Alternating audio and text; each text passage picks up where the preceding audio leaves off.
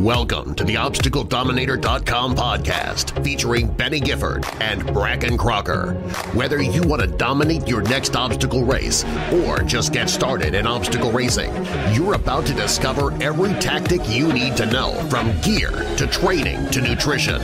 Get the latest tips from the trenches, get your questions answered, and show up at your next obstacle race ready to dominate. And now, here's Benny and Brakken.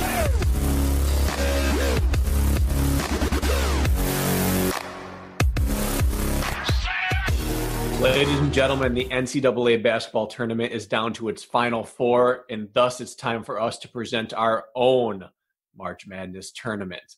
Today with me here is my esteemed co-host, Benny Gifford. And what Benny has, for those of you not watching on YouTube right now, he has his own tournament bracket on a whiteboard behind him. The professor's here, whiteboard, dry erase marker in hand. Benny, take us through what we're looking at. All right, ladies and gentlemen, I already ruined one whiteboard by finding out that UND need to use a dry erase marker instead of a Sharpie. But we've got the correct utensil this time.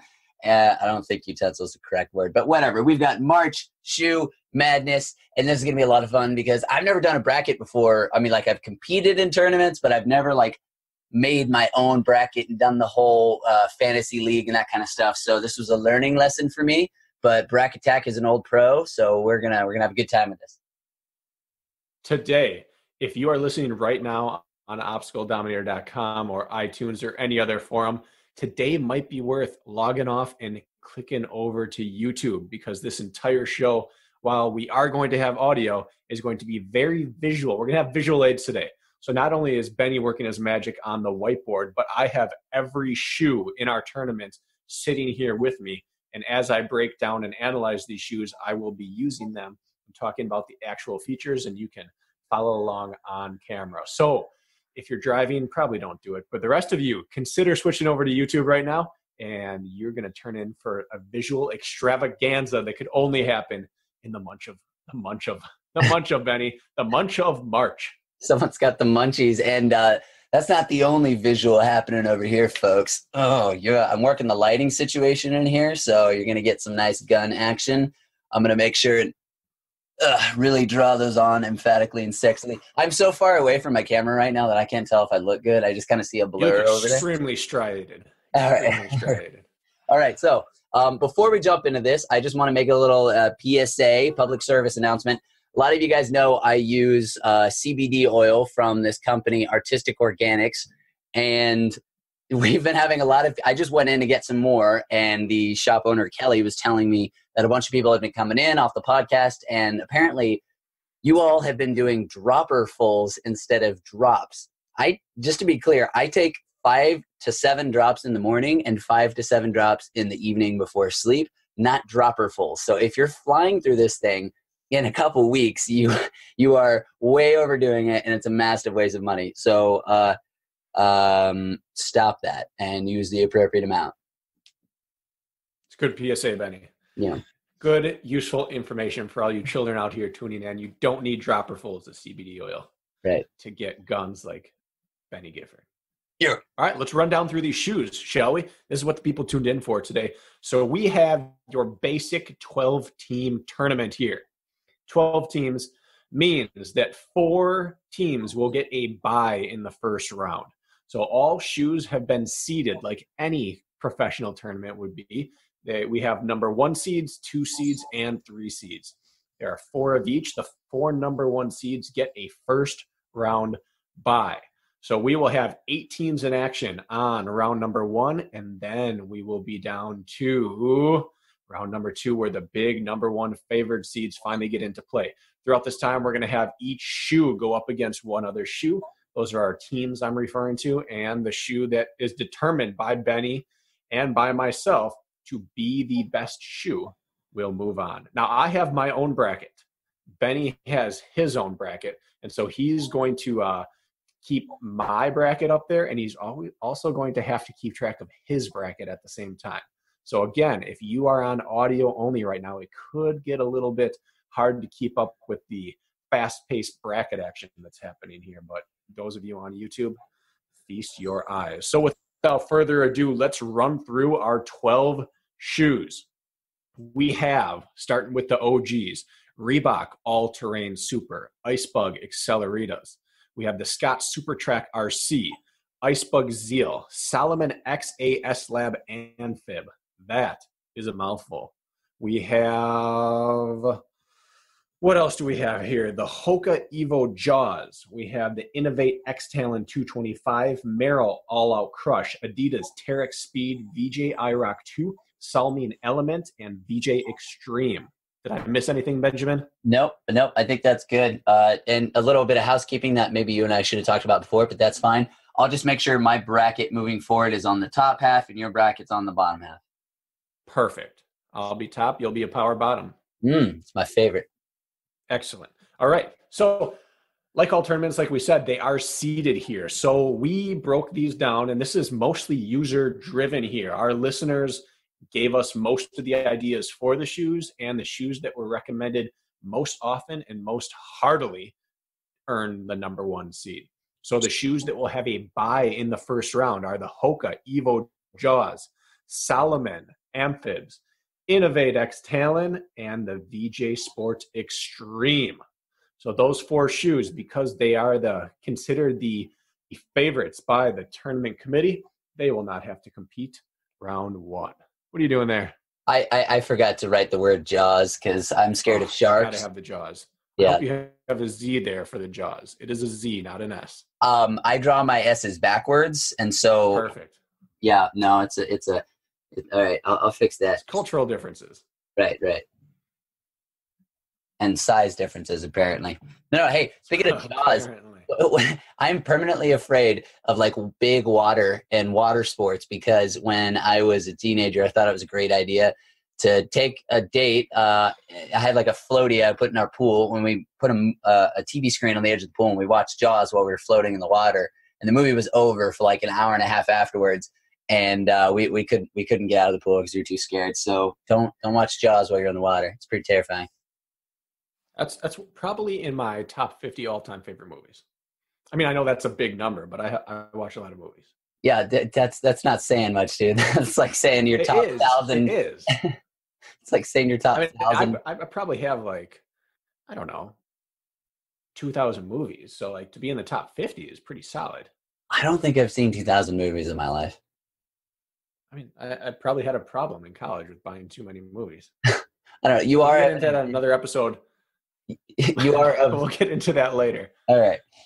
Let's get moving here with our first matchup of the day. We'll start in the upper left quadrant of this March Shoe Madness tournament, and we have a battle of the OGs. Benny, break it down for us. What do we have here? All right. So we're talking about the Reebok All-Terrain and the Icebug Acceleritas, right? Yes, we are. All right. So I believe that the Icebug Acceleritas, timeline-wise, were around just before the Reeboks. Is that correct? As far as I know, no. They were the Reeboks were before? I thought the Reebok were the first OCR specific shoe ever produced. Now, I'm not talking shoes that were already produced and predominantly used for OCR. No. I thought they came around just before, but I really could be wrong, and Brett Stewart's the guy we'll have to ask here. Okay. I just remember clear back at the first OCR World Championships, 2014, racing in Icebugs, and it had already been an established company, but I think that's the difference you're making is one was made specifically for OCR. The other one was just like a perfect shoe for OCR. I guess I could be wrong. Not sure. Timeline may be a little fuzzy here, but these are the two original titans of the sport. Right. So right here. I'll break down my opinion on both of them. You can give your stats and then go with it. So the Reebok All-Terrain is, it's famous, but I think it's more predominantly infamous for falling apart. From what I've heard, great performer for a couple races at a time. Now, its brother, what was its name? Not the All-Terrain, the what? What's it called? I'm not sure what you're referring to in terms of Reebok here. Reebok had two. They had the All-Terrain and the Super or something like that. I don't know. They had the Super and they had the Sprint. Okay. Well, Reebok All-Terrain would perform well as far as water drainage and lightness and grip, but the durability was absolute trash to the point to where I would never purchase it again because I'm looking to actually perform in these multiple times, not just buy a new pair for every race. The Icebike accelerators were a very, very, very narrow fit. However, anytime there was any race like OCR World Championships Canada 2016 where you needed those deep claws, I can't think of a better shoe that had deeper grooves, was lighter, and just more durable than the accelerators. Now, I'll keep it just to the positives on the accelerators before I get to their negatives, because I'm going to have to make them battle for mine moving forward. I'm going to go with the accelerators moving forward. Yeah, that's my take, is the Icebikes. Okay, well then, Benny, I will start off right away with your pick. We have the version 2 of the accelerator here. Merca. We also have version 1 over on the side, but this one's a little bit cleaner, better to look at. I'm going to start with what your positives were. 1, the grip. The grip for its time was the best grip in the sport. Not because the lugs, actually. I preferred Innovate lugs to these in terms of pattern and depth, but the actual rubber itself was the first use of what I would call the sticky rubber. It was the first compound to be used that was developed for the purpose of sticking better when it was wet out. And for that purpose alone, this was the best, like you said, wet ground, nasty terrain rubber.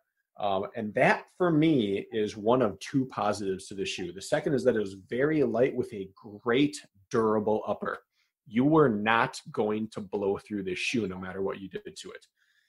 And that's it. It is extremely narrow. It's a strange shape to it. If you look from a top view, it's not really a shape you see very often on a human foot. I think John Albin said, like, they just did not, it's not made for a human foot to enter. And I think he was kind of right on that if you were one of the lucky people that fit this, it could be a good shoe.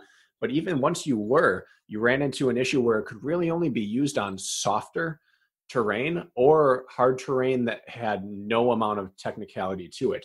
The bottoms were so thin because the shoe is very light. It's a positive, but you felt every single rock and root through these shoes. I remember Marco Bedard, there's a throwback name for you.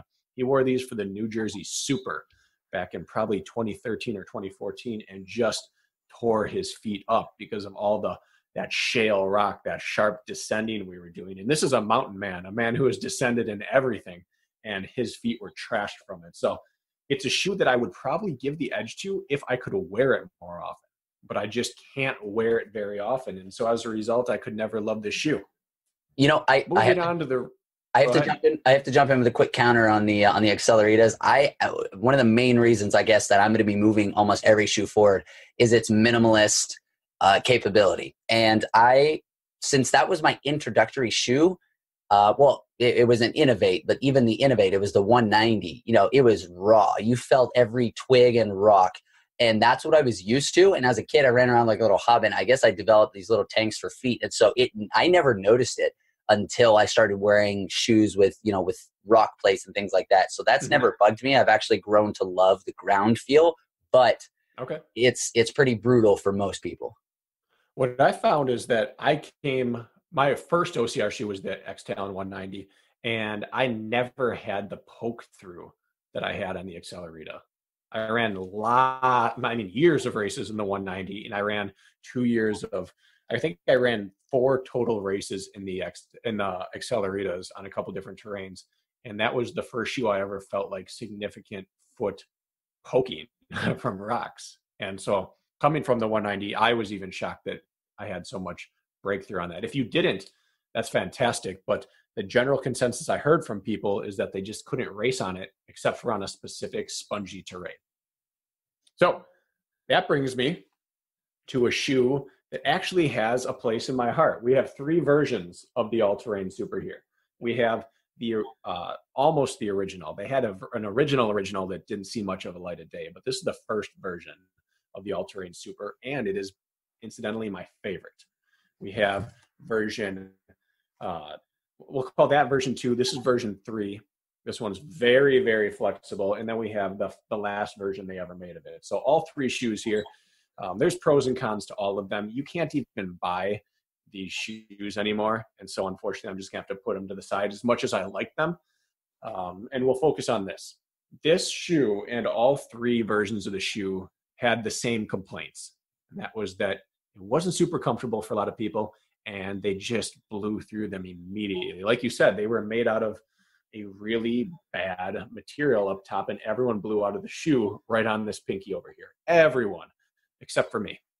I have never ripped through a single pair of all-terrains in my life, and I have put them through the ringer. And so for me, their one biggest negative never happened. And so for that reason alone, I'm going to move them past on my bracket and put them ahead of the Accelerita, because I have worn these shoes on almost every style of course. And while they're not great at anything, they just worked for my foot. So if you run like a dainty Bambi deer, then you two can have the all-terrains make it more than one race. Maybe, but I'm not like a super dainty runner. I just, for whatever reason, it worked with my foot. Strange. But the big weakness, let's get to the biggest weakness, and that is this, the bottom. Every single shoe they have here changed the upper, changed the tongue. Let's go through this here. First tongue they made was super stiff, barely came above the top row of laces. It had holes in the tongue. I don't know if you can see actual holes in here for drainage, which is foolish because then stuff just gets in through the tongue. The upper was pretty stiff, but kind of weak at the same time. So for the next version, they changed that. They made this extremely loose, flexible material, and they tried putting some rubberized overlays into it to strengthen it. It didn't work. It was actually even more able to rip and readily rippable than the first one. They changed the tongue to the opposite end of the spectrum, a really, really loose, flappy tongue that was the worst tongue they've ever put on this. And they tried to add the speed lacing system.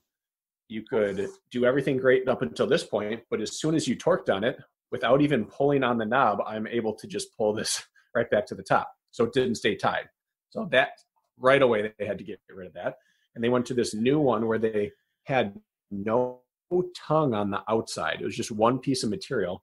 And then on the inside, it came loose and was attached down at the bottom. It was like a half gusseted tongue, but it made for just terrible fit.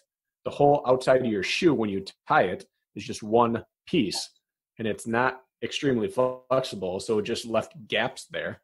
Every time you bent your shoe, you had gaps and rocks would just get inside. It was very uncomfortable. People got blisters from it. Every model of shoe, they changed the upper, trying to make it better. They made it worse, but they never changed the bottom. And the bottom is made of the worst rubber I've ever raced in OCR. The lugs were not deep enough to grip on mud. The rubber was slippery on every substance known to man other than hard-packed dirt or grass. So I'm not painting a glowing picture of it, but my feet just like the shoe so much. I'm nostalgic for it. I have to put it ahead of the Accelerita. That seems like a major emotional buy right there, but it is. It's absolute. But the point is, you probably shouldn't buy either of these. These are the old guard of shoes. If all I had before a race was those two shoes sitting in front of me, I would choose the all-terrain every single time except for a really sloppy, muddy course. But the fact is, if those were sitting wrong with the rest of these, I would just never reach for either of these two. Well, there must be something to your choices because you're part of the tiny handful of the old guard that has remained a part of the new guard. So even though you have a long list of cons, it sounds like the only pro that's there is the one that matters. That's right. So move me ahead with the Reebok into round 2, but it's kind of just a feel-good pick. I know they're getting bounced next round anyways. Yeah, well, I can't speak to the Hokas, but we're not quite there yet. We're going on to the Scots and the Ice Bugs, right? Yes. So let's stick with Ice Bugs since we're already on the old school roll. Here is the Ice Bug Zeal. Now, this is the OLX version, which has carbide tips, but it's the exact same shoe essentially. The upper is a little bit different of a material, but it's the same lug pattern, same overall shoe as the non-carbide tip version. This was the shoe made popular by who, Benny Gifford? Is it Ryan Atkins?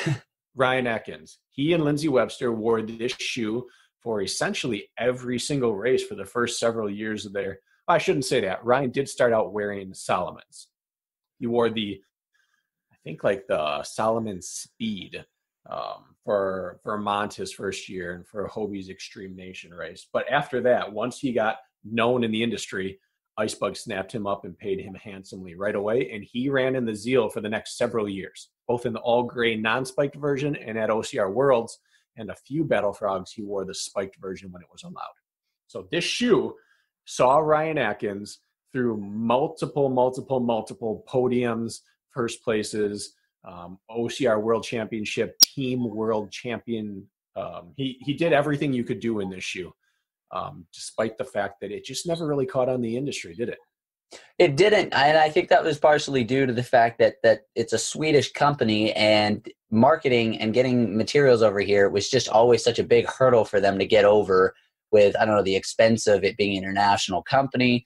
I was sponsored by Icebug for the first 2 years of, I guess, my competitive OCR career, and I absolutely loved them. That particular shoe is an absolute tank. It's got, I believe, a Kevlar top. You are never going to blow that shoe out. It's got that RB9X grip on the bottom. I had a pair of the Zeals that had the OLX carbide tip studs on the bottom. They were fantastic, except if you ever had to transition for even a second onto concrete or something other than grass or snow or ice. It was like, for me, it was a texture thing. Immediately I was like, ha, because it was like cleats, but like not quite cleats, like somebody dragging their fingernails across a board. Incredible, but also the most stiff shoe I've ever worn. Very, very stiff, which if your shoe happens to fit in it like a glove from the get-go, that's fine. But there's basically no give to it. And I don't believe it drains anywhere.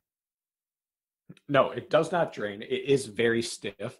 And for whatever reason, my foot just felt okay in this. I didn't dislike it. I did some mountain training in Colorado in it. I raced actually this winter in this very shoe on a snow race on the side of a ski hill. And it served its purpose. This shoe shares the distinction for having the best grip I've ever worn without having deep lugs. So if you took all the non-deep lugged shoes I've ever worn, somehow the Zeal had the ability to still grip the ground. I'm assuming it's that RBX9 or RB9X rubber that is so good, but it just didn't have deep grooves on it, but it always pawed the earth. You know, yeah. So to me, this is kind of like the what could have been shoe. I feel like if they could have taken this shoe and gave it to a real shoe company to run with, it was, again, the shape is strange. It's almost like a soccer cleat. And I played a lot of soccer growing up, so I'm comfortable with this fit on my foot, but the vast majority of the population, it just never worked for. Yeah. So we're going to put this aside for now and talk about its competition here, which is really the opposite end of the spectrum, and that's the Scott Super Track. This is a shoe that came on the market about 3 years ago, but did not pick up momentum in the OCR scene whatsoever until John Albin and Ryan Atkins showed up in Tahoe 3 years ago, wearing these shoes. And having owned these shoes myself, I was commentating that day. I think I said to David Megita, who's in the booth with me, they made a good choice. Interesting to see them wearing this because it is possibly the perfect shoe for that course. So this shoe, you can see it just has more substantial midsole to it than most OCR shoes we have. And this is spongy. This is a soft, squishy shoe. You can compress it very easily. When you put this on, it's almost like wearing a lightweight running shoe. It doesn't feel like that minimalist, really stiff, just lock your foot into like a booty type of a shoe. This is more of a lightweight running shoe. It reminds me of the Nike Lunar Racer. If they had trail rated the Nike Lunar Racer, this would be that shoe. One piece foam and a really, really nice upper. Once you tie it onto your shoe, it has one of my favorite lacing systems I've put on. It just like a spider web. It just squeezes down your whole foot. So despite the fact of it being a little bit of a wider platform and higher up off the ground, you feel cradled and safe inside this shoe. It also has the single best sock liner I've ever felt. The shoe bed in here is just so sticky to your sock. It's almost a frustration at first. You slide your foot in, your sock just stops, and it like can bunch up sometimes. So you have to really loosen this thing up, put your foot in, and then tighten it down. But once you do, the shoe feels glued to the bottom of your foot, which is something I've never felt in the shoe before. It's a strange sensation to think, wow, the liner of this shoe is really, really sticky. It's a strange sensation, but I have fallen in love with this shoe, Benny. I have worn this for, it's a strange shoe because it's maybe not strange, but it's a unique shoe. It is substantial enough with enough cushion. I can do long trail runs and training with this. I use this for recovery runs someday. But you can also, David McGeeta wore it for the Miami Spartan Sprint 2 years ago. It's light enough you can feel fast doing it. Last summer, I did some 800s and 1000s in this at 440 pace, and I didn't feel slow in the shoe. Now, and yet I wore this for the Dubai Beast for a 3 hour and 30-minute race. So it's just super versatile in terms of how your shoe feels on your foot.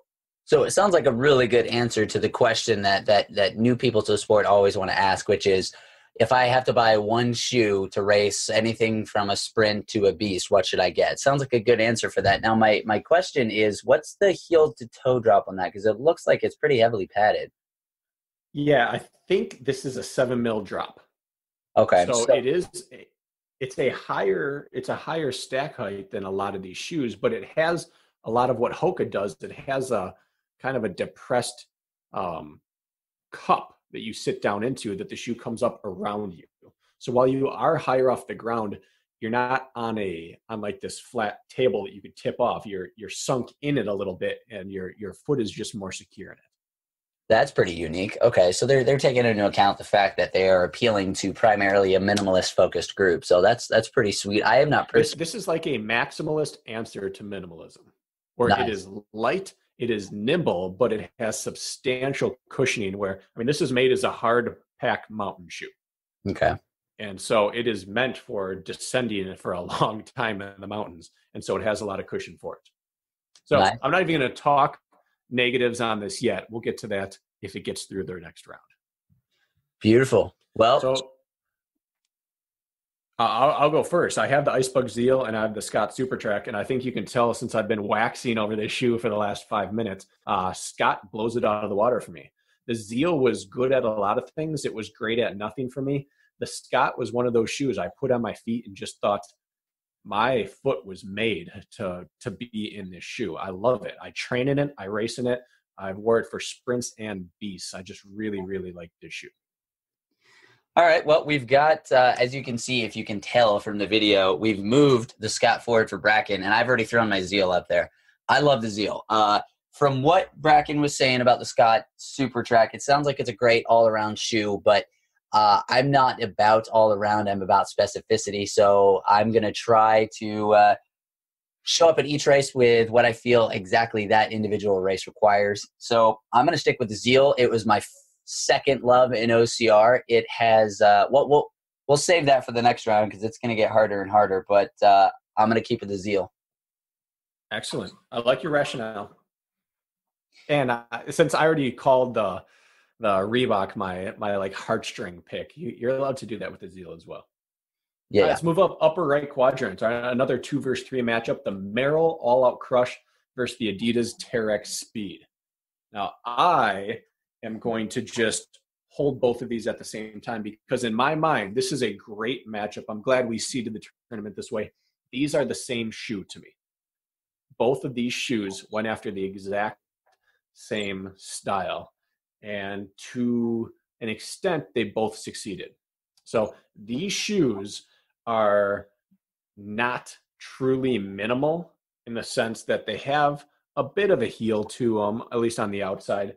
They're kind of like a heavier racing flat. So in the world of track and road racing flats range anywhere from 3.5 to 7.5, 8 ounces. These would be on the higher end, that 7.5, 8 ounce racing flat that light efficient runners could wear for a marathon, and the rest of us would wear for a 10K, maybe a half marathon, where you want a little bit more shoe under you, but you still want to feel fast.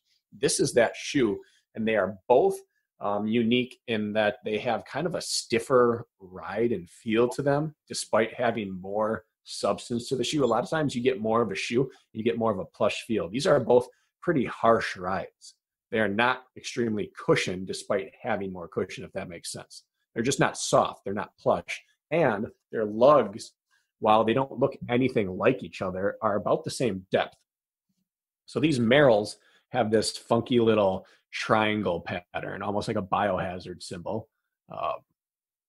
unique. I haven't heard any science to show me that shape is infinitely better than anything else. And the fact that they alternate which side is faced up and down, which the point goes up on this one, down on this one, it alternates across the row, makes me think that there is no discernible difference to it and that it's solely for looks. That's automatically a point down in my book. While I believe you have to look good to run good, I think that trying to look good for the sake of looking good with no function is a negative.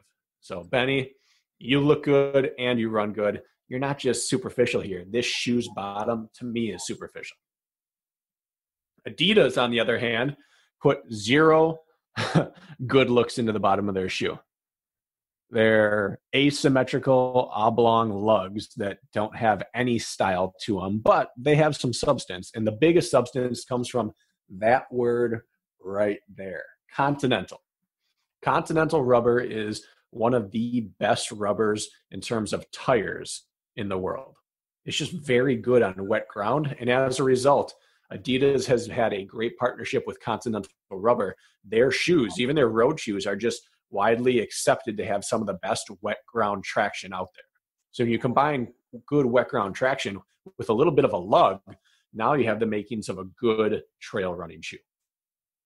The downside is that neither of these shoes have enough lug to really give me any confidence on nasty terrain. If it was a wet, rocky race, this shoe would be one of my choices. The Continental Rubber is just that good.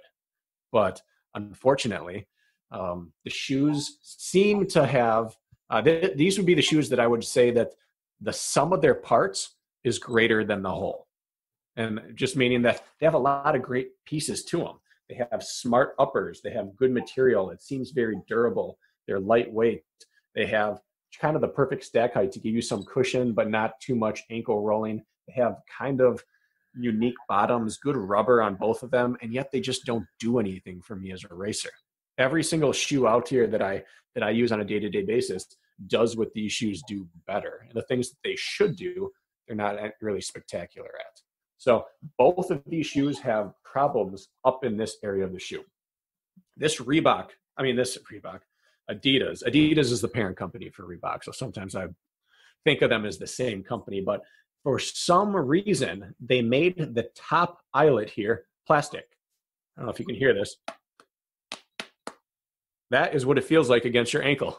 Huh. When you lace it tight and you run straight, you're okay. If you have to turn at all, this sound goes right into your ankle on the inside and on the outside. That, to me, says someone didn't field test this shoe in the conditions that having a lug shoe would necessitate. So for that reason alone, I can never race in these shoes. If it is a straight line, wet, rocky trail race, this might be my go-to shoe. But when are you ever going to run straight the entire race? You have to turn. You have to just corner on shoes. That's a deal breaker to me. So right there, I have to throw this Adidas out. It just can't advance on because I can't run in a shoe that tears my feet up. Seems like an absolutely reasonable assessment. Now, I got to ask you, what has been your experience? Because I have not worn the Adidas pair. What's been your comparison with water retention and the weight of the shoe as you're racing? Well, I'll be honest with you.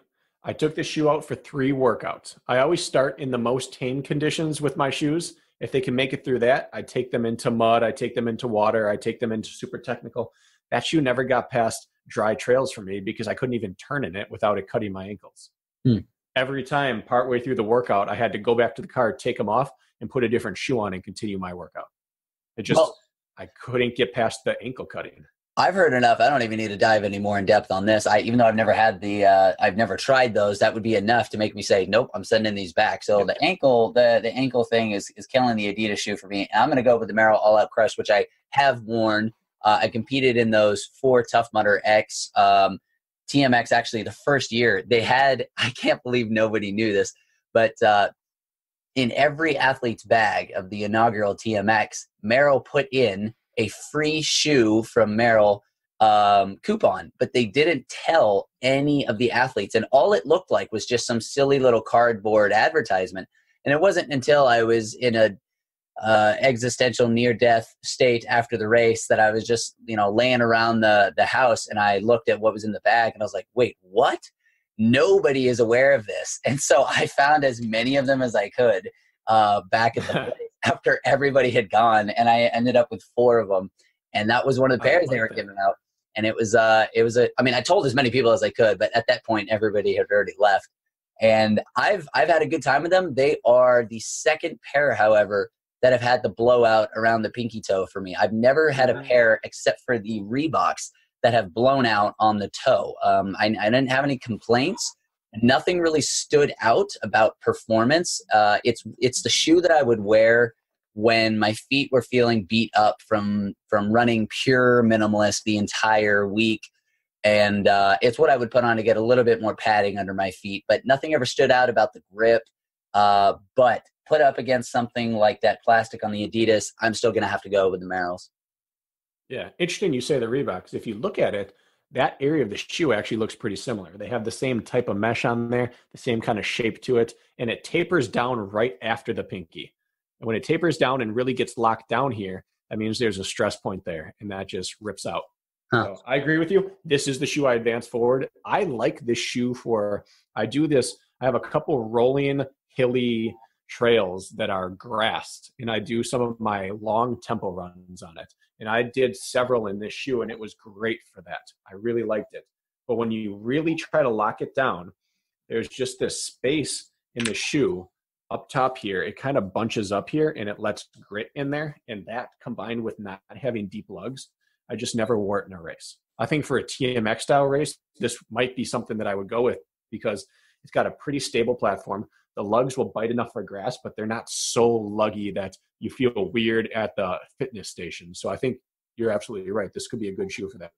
Incidentally, Hunter ran City Field Stadium race in these last year. That seems like a really silly choice, though. Well, it apparently was comfortable enough that he was comfortable doing it, but he also rolled his ankle and didn't finish the race. I'm not saying the shoe's the problem, but he felt comfortable enough with the lugs to do it. So I think a TMX would be a great place for it. Yeah, for sure. Well, what do we have next? Dude? We've got Merrell going forward, spelled absolutely correctly for both of us on that one. Then we've got VJ IROC 2, which was made famous by, of course, Mr. VJ, or not VJ, John Alvin. VJ's just stuck in my head because of the name. And then I don't even know what the Salming Elements is, so you're gonna have to take the reins. Salming Element is a lesser known brand, the Salming, but they're kind of making a push this year. I've noticed their shoes in more of the typical running websites and stores. If you take a look at these shoes, the first thing you just notice is grip. These shoes were made to be off-road and nasty, and I believe this shoe is designed to take on the shoes very much like this and to compete with Innovate. Unfortunately for Salming, very rarely does a newer company come in and nail a shoe in their first attempt. And so this is another one where the sum of its parts is greater than the whole. It has really sturdy material. It has a great toe cap up here, a bumper that protects your toes from getting smashed on rocks, which is lacking in a lot of minimal shoes. It has really deep lugs, and they're kind of skinnier and wider. I found that I really liked that on dirt and on mud. It has, again, a good heel cup back here. The drop is just about perfect. Everything is good. It has a pretty solid lacing system, but it combines just to be kind of a blah product for me. It does what Innovate and VJ does, but it weighs probably 4 more ounces, and it just feels double that on the shoe. There are some shoes that in your hand feel heavy and on your foot feel light. Some feel the same weight. This feels heavier on my foot than it does in my hand. There's something about it. I think it's because the heel's a little heavier, but the shoe just never struck me as something I would want to race in. I've had this shoe for, 3 years now, and I've never washed it. Take a look at it. It says everything you know about it. Every time that there's a condition that's muddy or wet or rainy, even in training where this should be the shoe I reach for something else because it doesn't do it for me. So that shoe just gets tossed out for me immediately. The VJ. This is my almost shoe. This is my shoe that if it were a little wider and if the toe box wasn't so oddly shaped like an ice bug shoe, this might be like my holy grail of OCR shoe. It has just enough cushioning in the heel and in the forefoot that I could comfortably take this for a beast distance.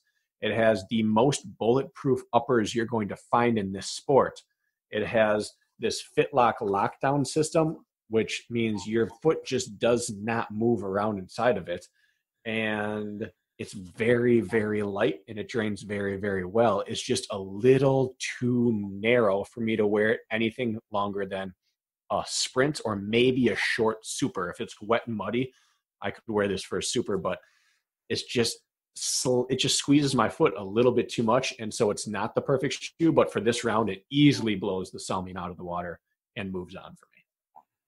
Well, you and I are simpatico on this one, my friend.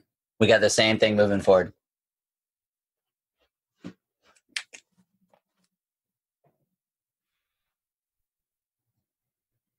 And that brings us to the end of our opening round. We had to say goodbye to the Adidas Terex Speed. Good components, a little bit more fine tuning. That might be, and they have a version 2 of this that's out right now, an updated version. And so I'd be interested to see if they've solved that. I know Brian Gowiski has a pair that he's started training in, so maybe we'll have to get some feedback from him in the next month. He's only about 2 weeks into that shoe, though. Salmon Element, goodbye. Again, what to look forward to. Salmon came out with an updated version of the Element, which they named something else. It might even be called the Salmon OCR or something like that. Ian Hosick seems to really like it and worth testing, but after my experience with the Element, I just wasn't willing to spend money on that shoe and in order to test it out and potentially not like it. Icebug Zeal moved on for you, not for me, and we kind of split on the Reebok and the Icebug Acceleritas as well. So now we get to the big boy matchups. We welcome in right now, top left, one of the most popular shoes. This was our second most requested shoe. It was almost split down the middle of the shoes I was requested to review. The Hoka Evo Jaws. It's distinct. You've seen this light, bright blue and this lime greenish yellow lacing and branding. You've seen these all over the courses. Every major outlet has reviewed them. A bunch of the top racers race in them, and there's a reason why, isn't there, Benny? There is, and I don't know what it is, seeing as how I haven't raced in those, but I believe those are the shoes that carried Nicole past me in the Arizona race where she beat me. They could be. Now, Nicole is usually in Solomon, but she may have worn these for that race. So these shoes start right at the bottom. This is the first thing I look at on any shoe that's designed to be worn off-road. What are the lugs like? And we can see right away they did not skimp. These are tougher to see because of the multicolors, but they're clearly deep lugs. And importantly, they are spaced wide enough that they don't retain a bunch of mud. It doesn't cling to them as easily as shoes that are that have the lugs spaced more closely together. Another thing I like about this shoe is that the front lugs do not lose much depth compared to the middle and back lugs. A lot of shoes skimp on the front, thinking that on toe off it could be a little awkward if you have a deeper lug shoe. But in the reality, if you're wearing a deep lug shoe, your toe off is extremely important because that is where you generate getting off and trusting that shoe against nasty ground. If it's like great traction, slip off, well, why did we have great traction in the first place? So well done, Hoka. I like that it's well thought out. It also uses the Vibram rubber on the outside, which I have found to be a pretty decent rubber. It's not the best wet ground rubber. If you hit rocks and wet tree trunks, branches on the ground, it's not the best, but you're not going to hit it and think this is ice skating like you would with Reebok Supers with their rubber. The upper is extremely, extremely minimal. This is a fantastic shoe for getting wet. It just doesn't hold weight to it. And putting this shoe on, you feel the famous Hoka cushioning. It is a light shoe. This is the lightest shoe. This is tied with the IROC for the lightest shoe. In fact, it's about an ounce lighter than the IROC. It is the lightest, but it also has the softest cushioning of everything. I don't know if we can tell how much this caves in when we squeeze it, but this is a very soft, spongy shoe, which is very unique to Hoka. They have the ability to have cushioned, squishy bottoms of their shoe and midsoles without sacrificing that lightweight. They have the lightest, most cushioned shoe out there outside of something like a Zoom X from Nike or that Flight Gen from Skechers. They just have a good midsole that they use. So you put your foot into this shoe, and when I put it on for the first time, I thought, I'm home. This felt like putting on a racing flat, a cushioned racing flat, which also had the stability to run off-road. So on paper, this was the best OCR shoe I had ever seen. So for me, it is a blowout. This shoe is going to move forward against almost any shoe out there. And unfortunately for me and my heartstrings, it's matched up against the Reebok. Reebok, you served me well for years. I still run in you in workouts from time to time, but this is the next generation. You have been torn apart and sent out to the woods by the next king who came up and just dethroned you. So I'm sorry, Reebok, you're done. Hoka, you move on from me. Benny. So I got a question with the Hokas, as those have not been a shoe. I've got a couple questions actually, as a shoe that I have not worn in. First is, it's kind of famously known as running on a cloud, and the primary shoes I've been raced with and that have been moving forward for me, they're like running in extremely firm, non-flexing tanks. So how do you feel with control and pivoting and shoe movement, or like foot movement inside the shoe, with it just being kind of a cloud? It's very good. Now, foot movement in the shoe, there's a little more than you would have in an Accelerita or a Zeal or the IROC, even though we're not comparing these two in the bracket. The IROC has better foot lockdown, but at no point in this shoe do you think like I'm sliding. It's so light, but the shoe cups your foot well. And it's a great combination. When I say it's really soft and cushiony, it's soft and cushiony for a 6-ounce shoe. Now, this isn't the kind of shoe you go out and run a marathon on the roads in, but it has the DNA of the shoes you would do that in. It's just scaled down to a very, very light shoe. This is a shoe you could race cross country in and you wouldn't feel like it's heavy. It is seriously light, but your foot works inside of it. What's the heel to toe drop on that? The drop in this, I don't have the drop in front of me. When I put it on, it felt like about a 3 mil drop, maybe 4, but I would guess it's a 3 mil drop. Okay, this is a tough one. After the show. This is a tough one for me because I love, even though I don't race, I've got my beloved Icebug Acceleritas going up against these.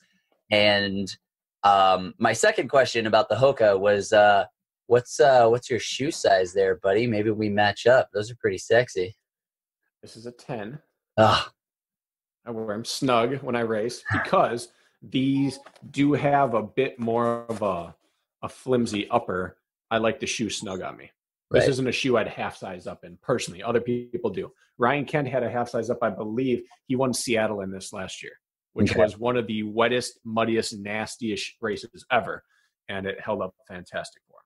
So it sounds like you just combated the one thing that I had going for me with the Acceleritas, which was I couldn't find another pair that had, for me, a better deep mud, messy swamp performance than those. The problem is I just can't wear them anymore because as I switched to a minimalist barefoot style of running, my feet actually got wider. And that'll happen.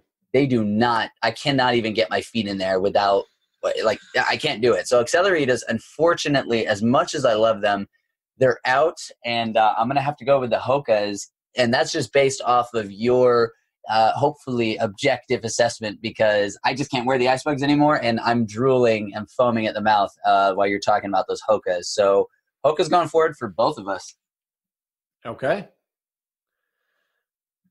Moving down, we bring in one of our heavy hitters, a number 1 seed. This is again, this is a long name. Get ready for it. Salomon S-Lab XA Amphib.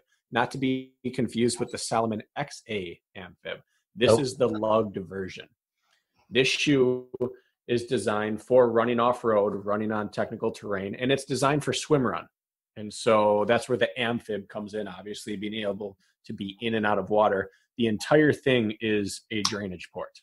The whole upper is nothing but drainage with this rubber overlay on the top, which allows it to have that foot lockdown. And the lacing system actually ties right into the rubber overlay, so it squeezes your shoe onto your foot.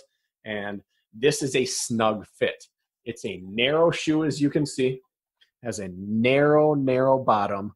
It has pretty decent lugs. The rubber is probably the best rubber I've felt on Salomon.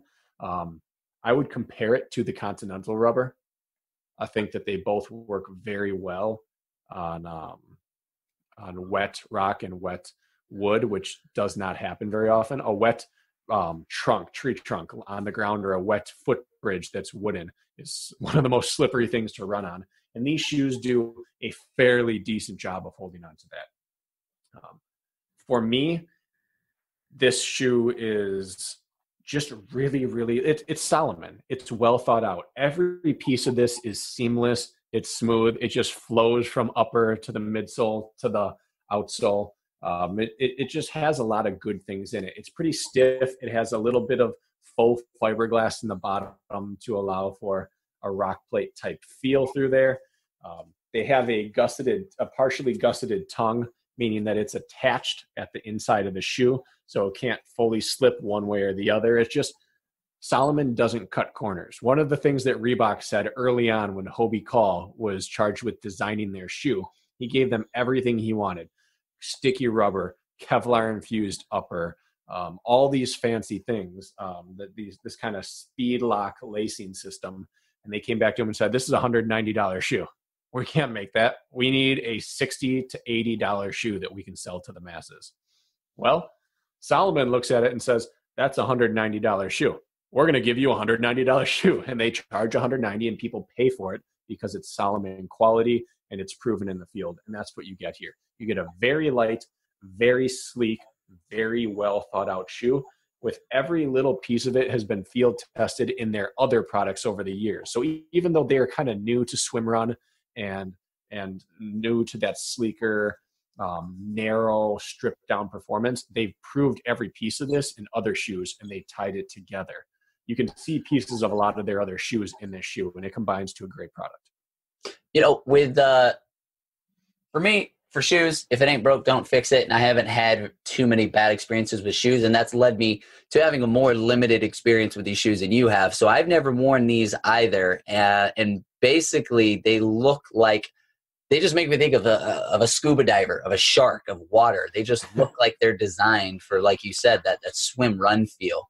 And while I am interested in trying them out, the zeal for me, even if I had the experience and everything that you just described about that shoe, I'm still going to have to go with the Zeal, because the Zeal has the drop I love. It's got the stability I love. It's made out of a lightweight, extremely durable material that is non-absorbent. So although it does not have designated draining ports and things like that, it does not absorb water. It's incredibly light. It's almost exactly as light soaking wet as it is not wet at all.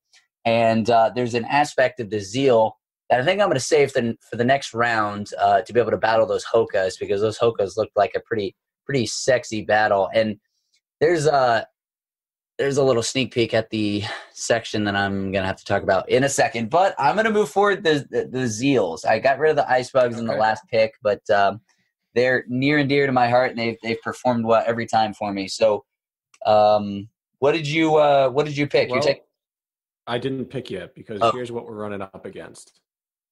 This, Scott, if I had to pick like one shoe over all my years of owning shoes, if I had to pick one single shoe to race and train in, it might be this shoe, because it just does everything. Like I said, I've run thousands at 440 pace. I've run a 18-mile mountain desert race that took me 3.5 hours.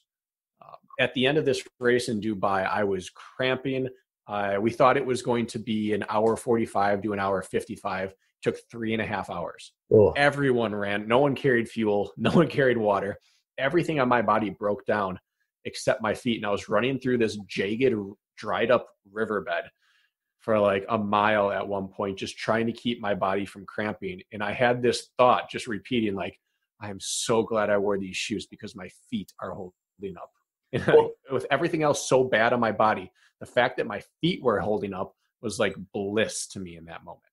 Here's the question, though, because we're trying to find the best of the best, not the best. No. Not the best of the all. If you were told you have to train for the next 2 years for the one race of your life, are you going to wear those? And I can't, because this is a tool shoe. It's a jack of all trades, but its tool is hard-packed mountain terrain, long distance. And there are a couple issues with this shoe. I talked about all the greats. I blew this shoe up to mythical proportions, but let's talk about the issues. The first is we have some issues where the shoe connects to the midsole. As you can see here, it's very soft midsole, but I had rocks just take a chunk out of this. That's not really acceptable in a shoe.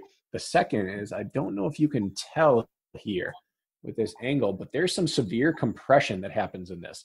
This shoe probably lost 2 to 3 mil of drop by the foam compressing over time. Now, for a shoe that's meant to be a long distance shoe and a lot of descending in mountains, for the shoe to compress, it has a noticeably different feel to it, and the ride gets much more harsh over time. That's not acceptable. And finally, the lugs. This is a very unique radial pattern to these lugs. It's pretty, it's fine, but it really doesn't do a whole lot good on bad terrain. It's good on rocks. It's good on loose scrabble. It's good on hard pack. It's fine on grass. This is not a mud shoe. If you look here, this lug right here is half ripped off. These lugs here are actually, let's see if I can get a good angle here, peeling off. I can take that lug and peel it in half. The shoe I've raced on twice, and I've trained maybe 100 miles on it. So for as much as I love everything about this shoe, I could not take this to a race and trust it fully unless it was a specific drier mountain race. And so I have to put it behind, and the Salomon Amphib moves on for me. It pains me to say it, but if I had to choose one shoe to race in and you didn't tell me the race, I couldn't trust the Scott to do it. That's unfortunate, man. Scott. That's kind of like OCR athletes right there. We're great jack of all trades, but you're not going to put us in a mile race against a miler. Correct. All right. So we have that settled on the left side. Now we move over to the right, top right. We bring out the Innovate X Talon. Now, I've said this a lot, but this is another shoe that's near and dear to me because this was the first shoe that I purchased solely for the purpose of OCR. Up until that point, I had been running in cross-country rubber bottom spikeless shoes, the Nike Waffles, the Adidas Hyper XCs. I'm sorry, did you say waffles? There. Yep, Nike Waffle. The waffle bottom. They actually named it the Waffle? Yeah, and because the myth, and we don't know anymore, it's claimed to be true, but the story is that, what was it, Dillinger? I'm forgetting who it exactly was, but the man out in Oregon who was co-creating Nike, he would pour rubber into his waffle maker to make the tread for the bottom of his shoes when he was making them out of his house. Oh, that's right. I've seen that. So that's where it comes from. Anyways, I first purchased my first pair of X Talons in getting ready for the Vermont Beast in 2012. I bought them 9 months out, and I trained all my long runs and workouts in them, and they just like felt like bliss to my feet. I love the deep lugs. I love that they're spaced enough that they don't retain too much mud. I loved how the shoe was very flexible. It reminded me of track, yet it had some cushion to it. That year, I don't know if you recall, Benny, I trained for like 22 weeks to run that Beast, got out there, and ended up continuing on. They started the Beast and the Ultra at the same time. I continued on when I crossed the finish line and ran the Ultra as well. So that was in the 190s. I ran an Ultra that day, an unprepped for Ultra, and my feet were fine. So they helped me through an Ultra in Killington. Wait, you ran the 190s? The 190s. Holy cow, those are so raw and minimalist. I loved them though. They were fantastic. This was the first version of the 90s. They were the most cushioned version. They got stripped down more afterwards. But the 225 is basically the cousin of that shoe. It has a little bit more toe guard up here.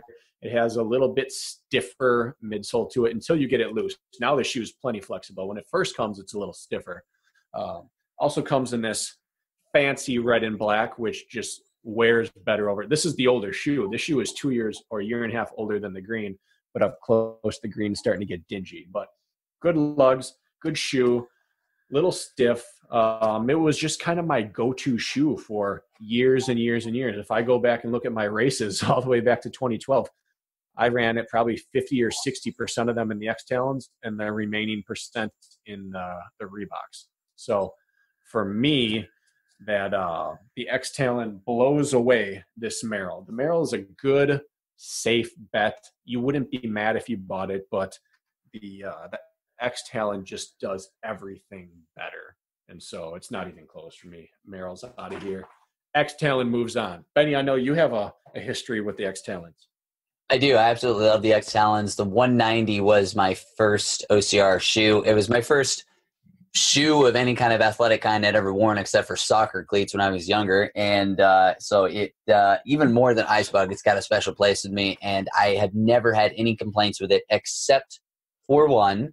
And that is the toe, not the toe box, but the little lip on the end. I don't know exactly what you call that. The rubber that comes up over it. Yeah. What is that called? We can call it the toe cap, maybe. Toe cap? All right. So the toe cap. The toe cap. Like a rock guard protector. Every pair of 190s I have ever worn, it takes one race. And yeah, it becomes like this little flailing lip, which is not a huge deal, but it's enough that it causes me worry every race when towards the end of a race, you start to get a little tired. Your feet maybe not, your knees aren't coming up as high, and the lip is starting to grab things. And if it grabs just the wrong thing, there's just enough of a delay because it pauses your foot mid-stride that you almost trip. Now, that is literally the only downside I can think of them. I've put in so many miles on them. The tread wears so slowly. Those lugs, you can watch them go down and get shorter over time, but it's over a long time. I've raced in them a lot. And even when they're worn down extensively, their grip is fantastic. It's made out of an extremely sticky rubber. The only time I've ever had problems with the rubber is on like polished wood. Like if you're trail running, you come across a bridge and it's wet, it just rained, you got to slow down. You can't take them at an angle quickly. I've never had a problem, however, on obstacles that are wet. So I don't know if it's the finish they put on the bridges out on trails rather, than kind of the raw wood on obstacles. But they're great for mud running. They're great for just, soft dirt and leaves and sand and that kind of stuff. So the Merrell All Out Crush was really just the lesser of two evils against the Adidas. So likewise, the 225 is blowing the Merrell out of the water for both of us. Yeah. And when I say 225, I'm kind of lumping the whole X-Talon line into this shoe. The 190 became the 225, which then split off into the 210. The 210 is really like the true follow-up to the 190. It is almost the identical shoe. It's just improved. Benny, what they've done up here, they've added this rubberized piece up here, the toe guard, and now that cap goes onto the guard and it just can't come off. So that doesn't peel anymore. You have a little more protection. They have new, the 225 here doesn't have it. The 210 has it. The X-Talon 230 now has it. They have their new sticky rubber, which is more sticky than the old rubber used to be. So the rubber is improved. They've kind of just improved every piece of this. But you're right, the durability was the only issue, and now they've improved it. Brakken, have you tried the 212s? I have tried the 212s, yes. I really like the 212s. I can't find a massive distinction between any of the X-Talon line. It's all like the same fantastic infrastructure with slight style differences, whether it's width or depth of tread or padding and, heel to toe drop. They 212 just never did it for me. It didn't feel. The 190 just felt so good to me. The 212 just felt like more shoe, a little bulkier, and I didn't love that. It's a good shoe. It just, I didn't have the love affair with it like I do with the 225, 210, 190. Okay. For me, it's been the same X-Talon line, but I started with the 190s, which have been my true love, which you can't even purchase in America anymore. You got to go overseas to get them. 210s. Yeah. So for me, it's the 190s and the 212s that I get stuck on, but still very similar to the Innovate 225. So we've got the Innovate for both of us moving forward. We're matching up on a couple of these, but we've got two VJs going against each other now. This is now we have a battle of siblings. So I told you this IROC I wanted it to be my favorite shoe. I just couldn't do it because it didn't fit my foot right. And then they went and made the Extreme. So from the top, you can kind of see that really pronounced angle in on the IROC is not as pronounced on the Extreme. And right off the bat, boom, my foot just fit better. They added a bit more shoe to it. Can't really tell on the side view, but there is a bit more. Let's see if we turn this way. In the heel, there's a bit more just material in the heel of the Extreme. And what I've found is that takes this shoe that I said I can't really wear it longer than a super, a short super, and I could wear this thing for a beast, probably an ultra beast. This is just a shoe that it has the feel of a more substantial shoe, but it's still light enough. It's not as light as the IROC, but it's light enough that, I ran a flat, fast Jacksonville in Alabama in it this year and never once thought, oh, this feels a little sluggish or heavy on my foot. It just kind of this is one of those shoes I talked about that feels heavier in your hand than it does on your foot. As soon as it's on your foot, it kind of disappears and just feels good. It has the same characteristics. Kevlar infused upper, has that fit lock across up coming off your arch and over the top of your foot. It takes everything that was good about this shoe, the toe cap, the protection up here. It improves the heel. It improves the forefoot. You lose a little depth on your lugs, but not to the point where I've noticed a difference in grip. And now it's just a more accessible shoe for me. I feel I could take this from a sprint to an ultra beast. And for that reason alone, the comfort, it moves me past. I think the IROC's a prettier shoe. The color isn't as hot for me on this, but man, this shoe it checks every single box. I can't find a weakness with what it does for me, other than maybe the tongue. The tongue right here ends. I wish it came up just 2 or 3 millimeters more, but I mean, I'm nitpicking at this point. I ran barefoot inside this shoe in Alabama because I tested it out in training. I knew it was going to be a wet race. I just didn't want anything in there. No issues. So I ran barefoot for an hour in these, had no problem. I've worn them for 90-minute workouts now. I've taken them in every condition. They trump the IROC because they fixed what was wrong with this shoe. That's beautiful. And that's what you love to see in companies is a fantastic shoe that's got a few things wrong and then they make it better, as opposed to the opposite with Reebok and in some of the ones in the past where they're just like taking stabs at random stuff moving forward. Do you think that's because in the company they've got people really testing them out, or is it more a focus of listening to user feedback? I think it's both. I think they have some of the best testers in the world testing it. They have John Elbin, they have Matt Murphy, they have now a whole range now of athletes they've signed in the US. But not only did they test with them, they listened to them and they acted upon that feedback. John Elbin was instrumental in taking the IROC to the Extreme.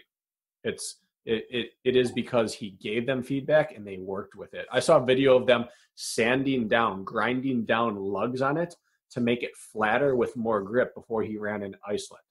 Like they are a true technical company that understands what it's like to be in the field and test it, because they're in the field testing it under the correct conditions. Again, it's a Nordic country brand, and they're known for being out in the mountains and in the fells, and they're doing it correctly. So I love them both.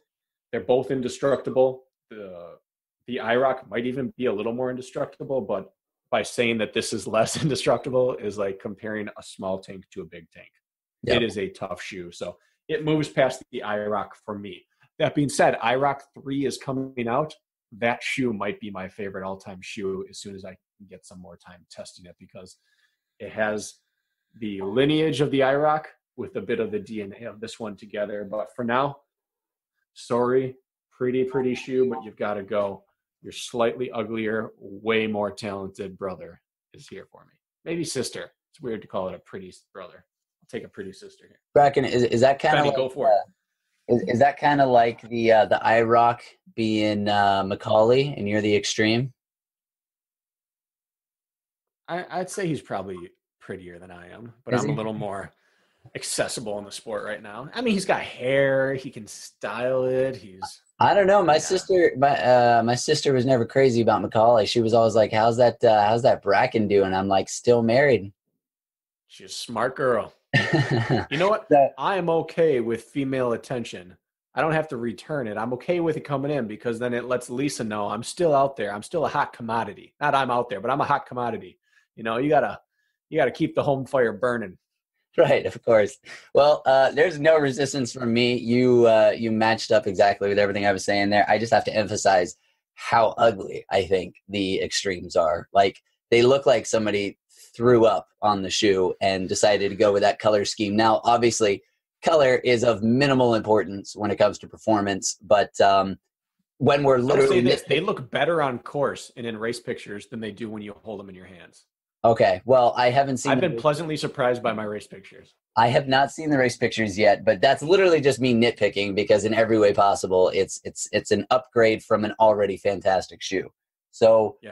We have three matchups. Final four. Yeah. Final four is set. And we're pretty matched up, which I think is going to make this an interesting round because we're bringing a lot of old school loves from the beginning of our obstacle racing careers with a whole lot of objective data that we're syncing up on. So I don't know. I get the feeling we're going to end up with a different shoe, but it's going to be a hard battle. So where do you want to start? Back up here with the Hokas?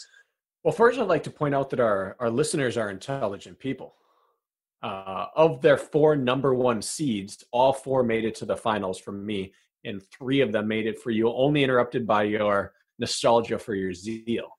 Mm-hmm. So our listeners, I'm not just stroking your egos here, or am I? But you knew what you were talking about. You requested these shoes the most, and they've made it through. So now we are down to the final 4. Innovate versus the Extreme. Hoka versus the Salomon. A stick, as always, on the left. Hoka versus Salomon for me. Hoka versus Zeal for you. So, right. Benny, I did nothing but praise this shoe. Nothing but praise it. And it deserved every ounce of that praise. So now let's get to the negatives. Compared to the Salomon, this shoe is just not as well engineered. I feel like every single piece of this Salomon has been proved over years and years of work and testing. The Hoka is the first iteration of this shoe. So it just is not as well manufactured and put together at this point, unfortunately. It has an advantage in every other way, though. It is lighter, only barely lighter, but it is lighter. It is more flexible. It has a better platform for me. The lugs are a little bit deeper and wider. I actually don't prefer the speed lacing system, even though a lot of people love that lockdown. I keep calling it speed lacing. It's the lock lacing system. It's that lockdowns lace system, but I just don't love it. I can't keep each individual lace as taut or as loose as I want it. And Salomon, for me, always feel like I'm running in a running shoe that I'm taking off road. Whereas these other shoes, I feel like I'm running in a racing shoe that you can run in. Does that make sense, that distinction? This feels like a shoe, a training shoe that they've turned into a racer, where these type of shoes feel like a racer that you take off road. And that's important for me. I just feel like there's more of a platform that I'm on top of with the Salomon.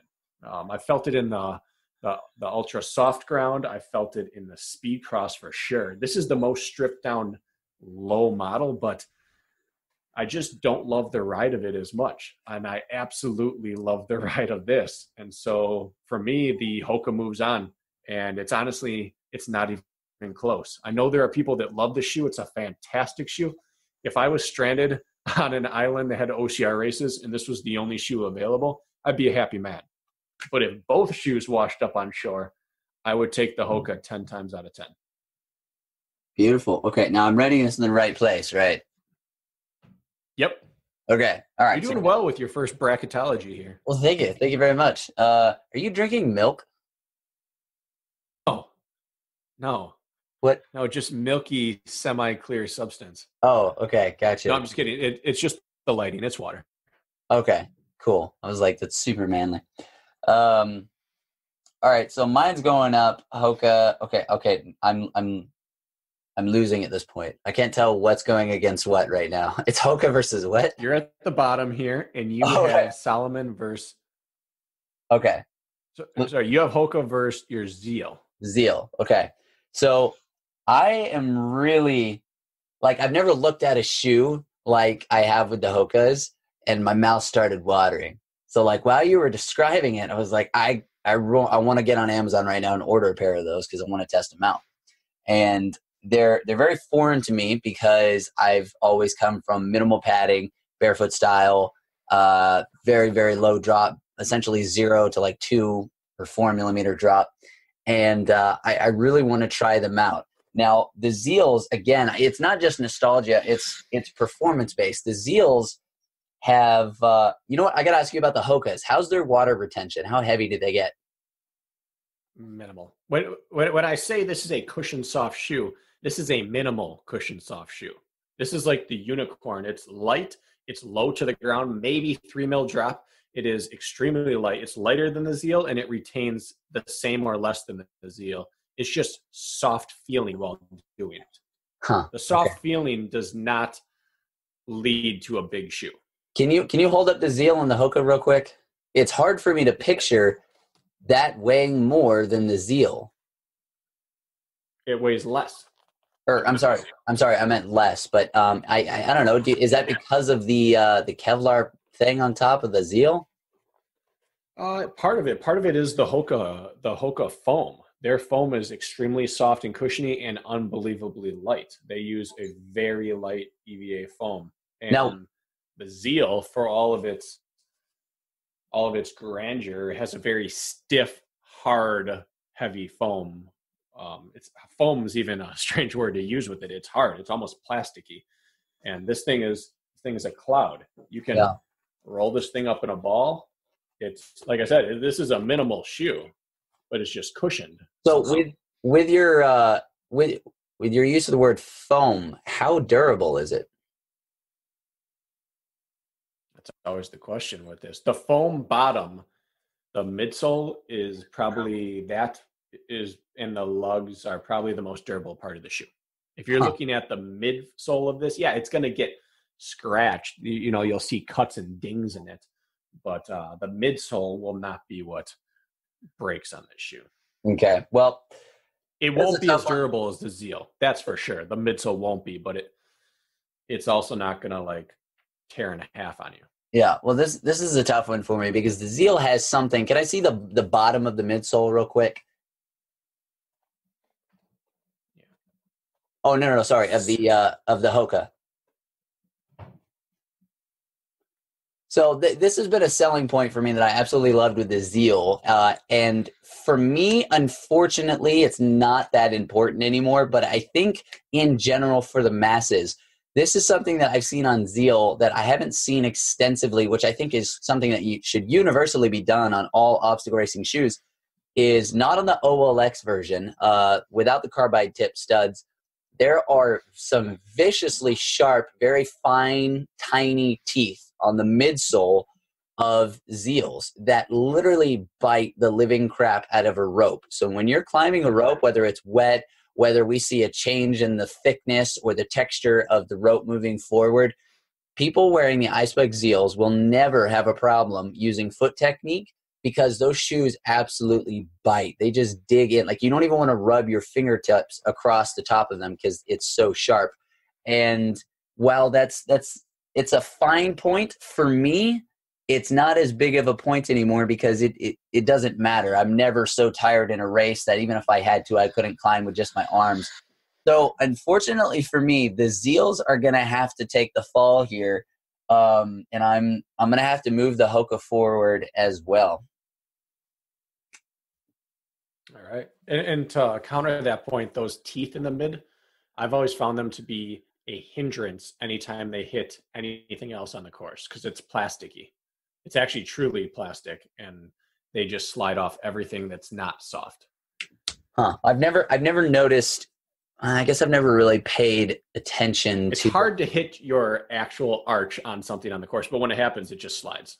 Huh. Okay. Well, that would, yeah. So it's not even applicable to me anymore, and it's got a half downside to it. So, okay, you're doing pretty sexy. Let's move on to the Innovate versus the VJ. Innovate versus the Extreme. Now, to me, these are really I don't know if the Innovate, the X Talon anymore is truly the flagship, but these are the flagship performers of these individual brands. And they're kind of the same shoe. You can see that the X Talon is a little more narrow. It's more of a straight last on it. It doesn't move in and out throughout the top. It's just like one specific shape, where this is a little more foot shaped. The bottoms, they both have kind of the same type of lug system. So to me, if these are the drop is relatively similar, the weight is relatively similar. The Extremes are a few grams more. But when it comes down to me, if we have the two exact same shoes, and they kind of are, and they serve the same purpose for the same courses, what is their purpose and which one does it better and which weaknesses are more pronounced? So these are through and through grip shoes. They're off-road based shoes. And unfortunately for the shoes that I loved my entire life, the rubber is superior on the VJ. The lugs are shaped almost identically, but the rubber is so much better on the VJ. The grip is one in the column of VJ. Upper material. What's the only thing that's ever given out on you on the shoe? On Innovate is that toe area or some ripping on the outside or inside a little bit. It doesn't have Kevlar infused fiber. VJ does. So right there, issues for Innovate.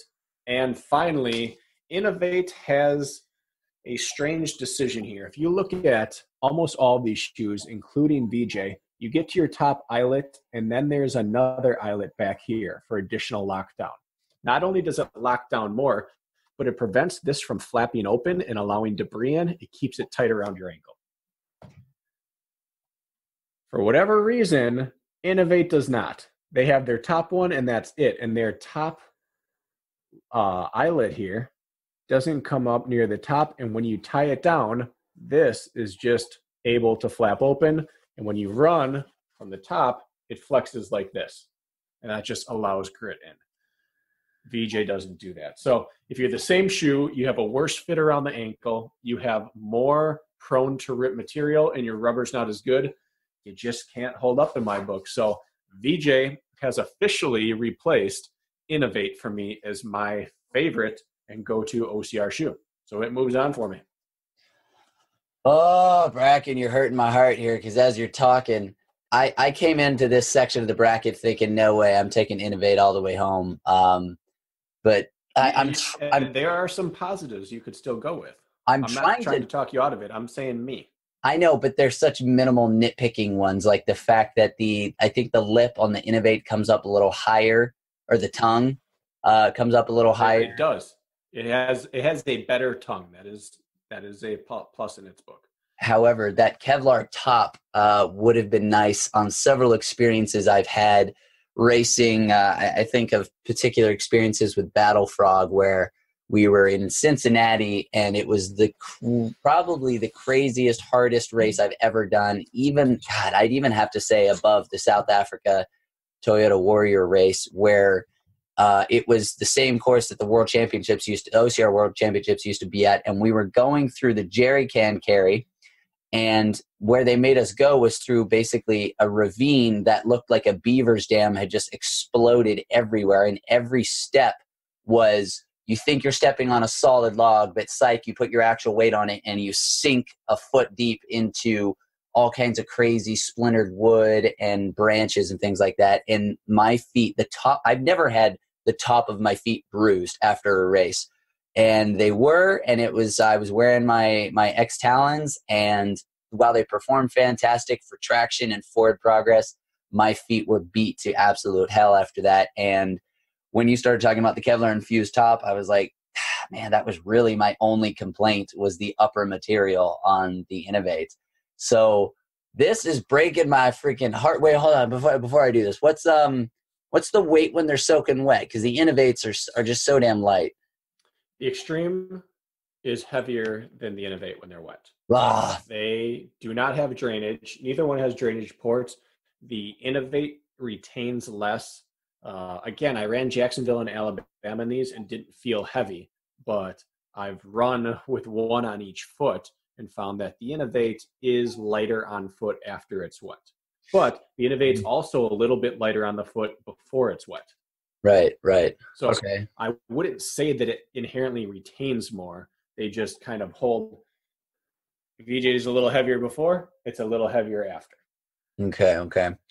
Well, geez, the thing that attracted me to Innovate so much, and ultimately, if it would have come down to the Ice Bugs versus the Innovates for me, I would have gone with the Innovates because they just seem like a lethal, light weapon to me. And that seems, I've only had one bad experience as far as the upper material goes, and that compared to the amount of positive experiences I've had with, I've never put on a shoe like I have with the X-Talon line and felt like I could run faster than anyone around me just from the way they carried and they ran underneath me. So I'm going to have to stick with the Innovate, man. I'm in love with the VJ as far as everything you've told me, but I don't have any personal experience racing them. I've got a pair on the way to me right now. I have not worn them yet. I'm going to have to stick with the Innovate. They've never led me wrong, and I'm in love with them. I can't fault you for that. I was an Innovate man for years. Not to mention, Innovate is sexy. Like the name, the branding, the box you get it in, the way they look. And so far, I had to send a pair back to VJ because I got a size a little too small, which will be, I guess, another point is, for me, I've had to fit a half size up in the VJs, and they're on their way, so we'll see exactly how they fit. But the Innovates have just always fit like an absolute glove on my foot. So I'm bringing the Innovates forward. Okay. So you're down to Innovate versus Hoka Jaws, and I'm down to the Jaws versus the Extreme. So let's pull out the Jaws. That's the one shoe we share in common in our finals. Now, this shoe is seen all over the elite podium. At this point, if you look at the top 10 pictures of any race, it's 50-50 between these two. And that's why it's down to these two in my finals for me. They're just that good. But as much as I've talked about the positives, there are some distinct negatives about this shoe.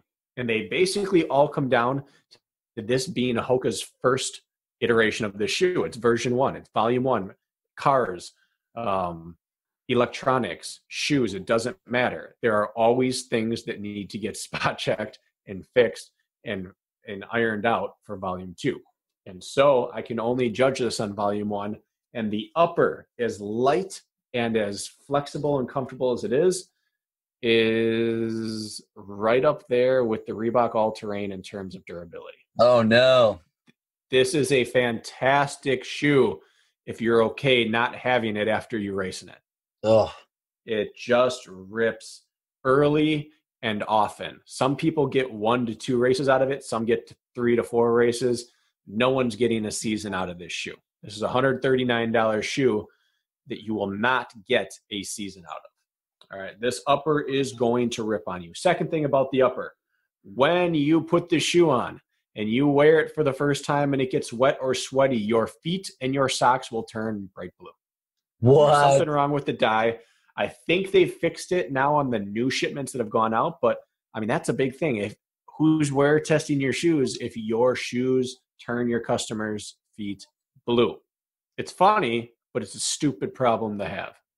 And finally, the bottoms are great, but I have personally seen people rip an entire lug off during a race. I believe Aaron Newell had a lug come off during a race. That's just not acceptable. So Hoka,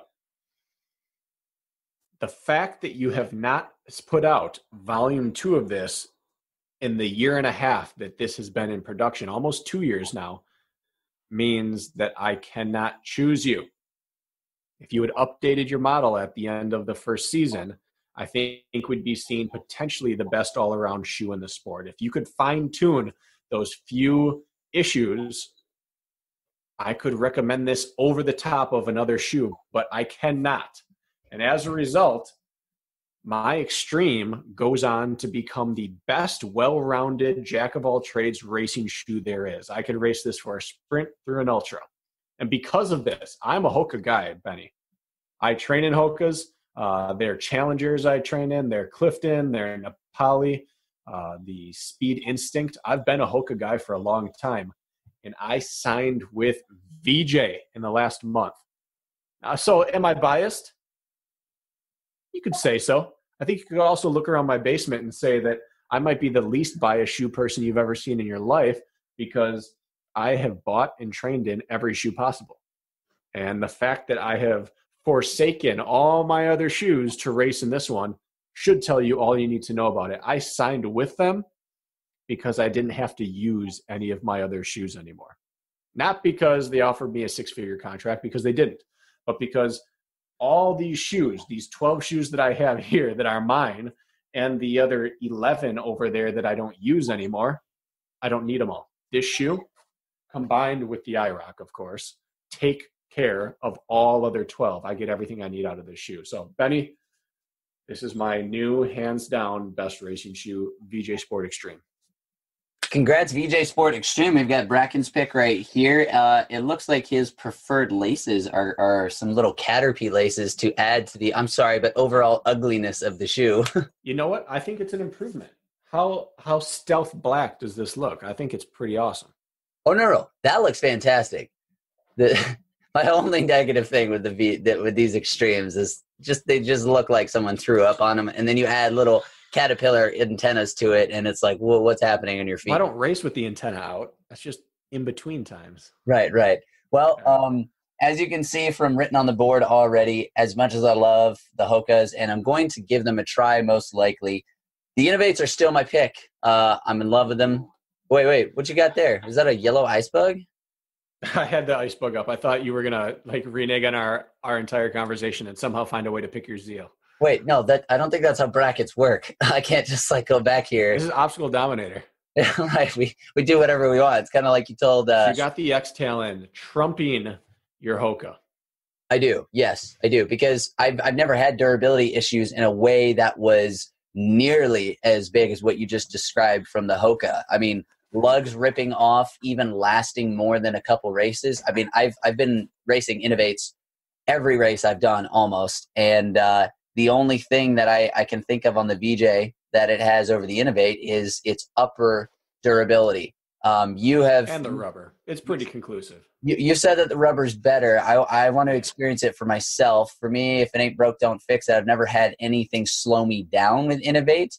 So unless I were to try out the VJs and realize that I could trust my feet even more and do even more drastic things off wet material, then I'll hold the jury's decision on that until I give that a try. But I'm still going to stick with the Innovates.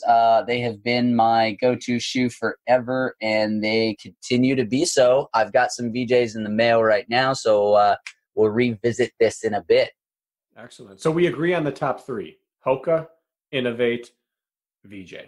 Yep. Excellent. I will say this is not a plug for VJ, even though it'll come off as that. The moment I decided that I would reach out to VJ was I did a threshold run in my local state park, and there's a wooden bridge like you described that I always go over. And I went over it tentatively and thought, oh, that was interesting. I looped back and I ran it hard across it, and I was able to. And that was the day I realized, okay, this grip is not hype. I could just run on the one thing that is the kryptonite to all other shoes. Nice. So, well, for what it's worth, that wet wood is the first shoe I found that can do that. Even the Continental rubber couldn't do it. That's something that has always given me pause. But it's such a small piece of OCR. Olympus usually has it. Right. And outside of Olympus, you just don't find it. Right. Well, even Olympus, it's a different type of wood. I've never experienced that slippery wood thing inside a race.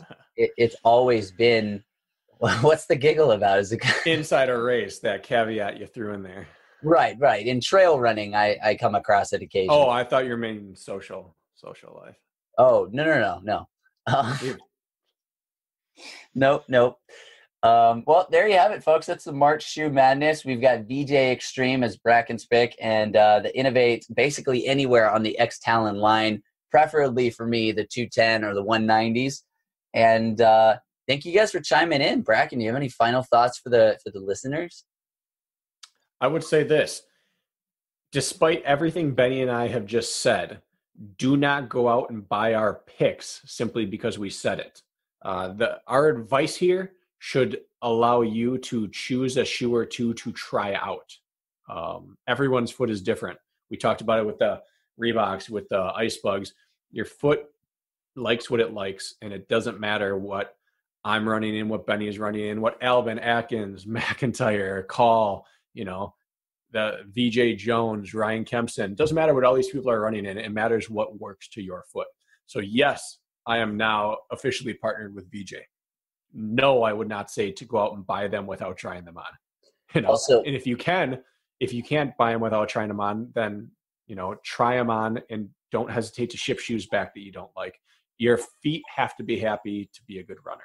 That's the only way it'll work. So that, and then my PSA to Hoka. Hoka, put out another version. Put out 2.0. Salvage this shoe, and don't just salvage it. You'll turn it into arguably the best racer in the world if you can polish that up. The trail running community is really waiting for version 2 of that Evo Jaws. And I'm going to hold off on purchasing a pair of the Hokas until that second one comes out, especially if or until the durability issue has been answered, because I'm not interested in spending $130 roughly so I can have a one race experience with it, especially because I'm going to want to take it on a trail run before, and then who knows. It's not a training shoe. Yeah. So it is a tool for racing. And the problem is they just had their spring all over the country, all over the world, they had their spring expos. Hoka debuted a bunch of shoes. There was no Evo 2, which means we are probably at least a year away from an Evo 2 if they ever do it. Man, well, Hoka dropping the ball. Maybe they're going to pick it back up and get right back into OCR. But I guess another thing to check before you go and purchase a pair of shoes is almost every pair on here has less than a 4 millimeter drop, and for the most part has minimal padding compared to what most people are used to. A lot of people, whether it's their day job or they're used to trainers at the gym, you usually walk around on more padding than almost any of these shoes have. So don't go buy a pair of minimalist style shoes and start doing all of your training them all at once. It's been shown, I don't know if I can say proven, that a minimalist style can be overall healthier for your body and your movement, but don't go from a ton of padding and a ton of training to almost no padding and the same amount of training. You need to slowly increase the amount of time you spend walking barefoot, and then a minimalist style. This happened a couple years ago with some people that were just taking my words at face value and not thinking about their own situation. And then they end up with, Achilles tendonitis or bursitis or something like that because they just started damaging their feet, putting all kinds of load on it that they weren't used to. So work slowly into a minimal situation if you're not coming from that.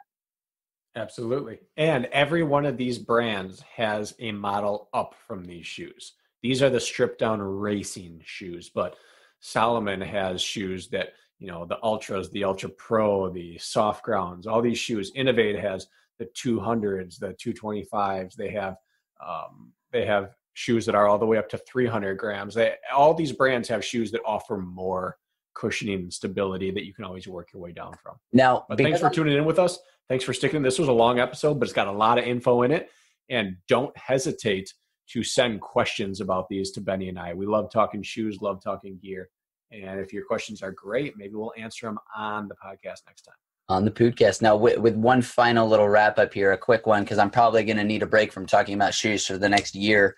Let's just real quick say what your number one training shoe is. Mine, I spend almost every mile, whether it's in the gym or out on the trails or on the track, running, and without it being a very muddy trail, I train predominantly in the Merrell Trail Glove 4. I think they fit fantastic. They They pad enough so I'm not feeling every sharp rock. They're very minimalist, and I use them for everything, and they're ridiculously durable. I would easily venture to say I have over 1,000 miles in the current pair I'm in, and I've been wearing them for the past year straight. They're tanks. And I'm kind of the opposite. I have a shoe for every run. I mean, if I could pan around this basement right now, I probably have 35 pairs of shoes sitting here, and I probably on a regular basis use half of them. So the rest are, spot shoes that serve a specific purpose. But so all my recovery runs I do in Hoka. Maybe either in the Hoka Challenger, the Nepali if I'm on trail, and if I'm on road, I'm in the Clifton or the Nepali.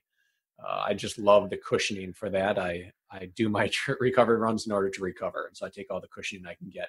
I do my speed work on trail in any one of these shoes over the past years that we've just talked about.